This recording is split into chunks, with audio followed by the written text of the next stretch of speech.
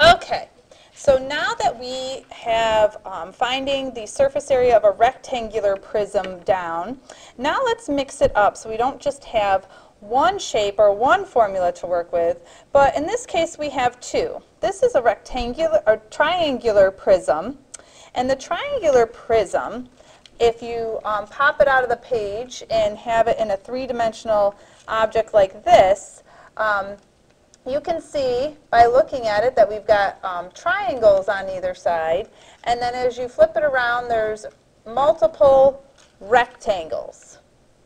So when we open it up, you can see and count that we have 1, 2, 3 rectangles, which are all different sizes. And then here you can see that the sides are triangles. So that gives us 5 different sides or faces.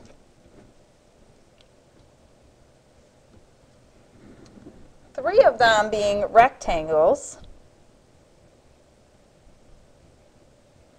and 2 of them being the triangles. So the formula for the area of a rectangle, which we've already used on our rectangular prism, is length times width. But now because this is a triangular prism, the triangle formula is base times height divided by 2. Or some of you might know this as 1/2 base times height. Either way is fine. Now, on our triangular prism, I'm going to give it some dimensions. I'm going to make this bottom side QS 3 centimeters. The height of our triangular prism is going to be 4 centimeters. The depth of it will be 10 centimeters. And although we don't need it for the triangle because this is a right triangular prism, so this is the base and this is the height of the triangle, we are going to need the hypotenuse here, this longer side in the triangle, in order to find the area of the rectangle. So I'm going to give that 5 centimeters. Now for the triangles, the nice thing about them, this triangle on the left is the same as this triangle on the right.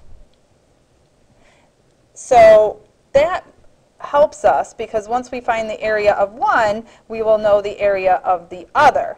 It also helps us because if this distance is 3, so is this. And if this height is 4, this height is also 4. And that helps us later when we find the area of our rectangles. So for the left and the right, the triangles here, we have to do our 1/2 base times height formula. So 1/2, the base is 3 and the height is 4. 3 times 4. Now 3 times 4 is 12. So this is going to be 1/2 of 12, which is 6. But again, like I said before, there's 2 of them. There's a left and a right. So in order to find our surface area, we're going to have to count for both of those. So we're going to take this and multiply it by 2.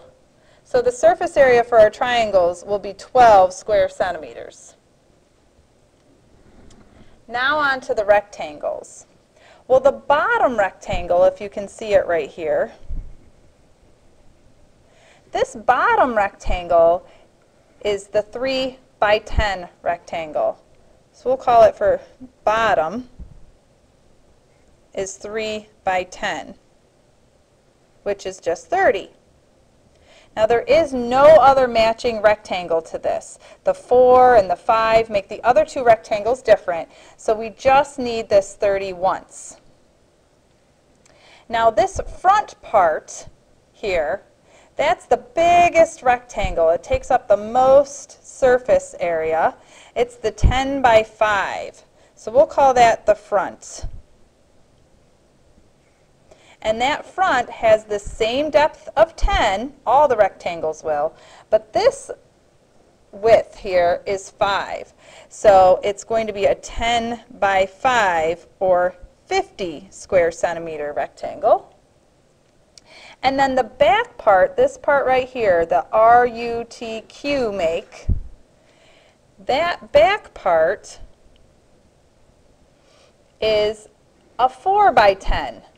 If you can see this height, this is also 10, and so is this.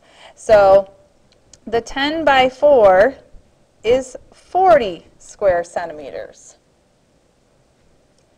So for surface area, we add up all the sides. So the two triangles, they were 6 each. That made 12 square centimeters. Plus the 30 from the bottom. Plus the 50 from the front. And then the 40 from the back. If we add those all together, that makes 132 centimeters squared, or square centimeters. So just to recap, our triangular prism has 5 different faces or sides to it.